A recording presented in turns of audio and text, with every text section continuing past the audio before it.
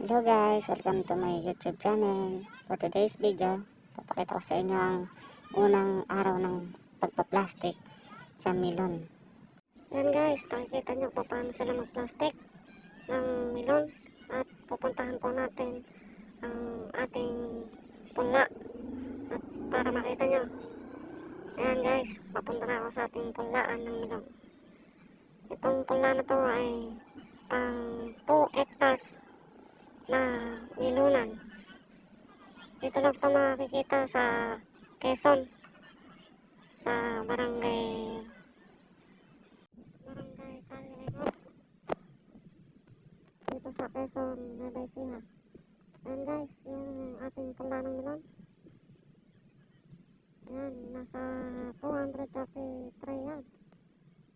Ayan, makikita nyo po dyan kung paano ating pula ng melon. Ayan guys, yung ating pula. Nasa 4 days pa lang yung ating pula na yan. Ayan, makikita natin guys. 4 kami dyan na namula. Sa pagtitry na yan. At ito yung ating mga manok na tinali. Ayan guys. Habang tayo na bumalik guys sa ating pagpapaplastic ng melon. Para makita nyo kung paano yung tamang proseso. Ayan guys, tayo maghintay at tingnan natin kung paano at gano'n nakagawa yung nangyari nila. Ayan guys, nakikita nyo, may kalabasa pa dyan sa ating harapan.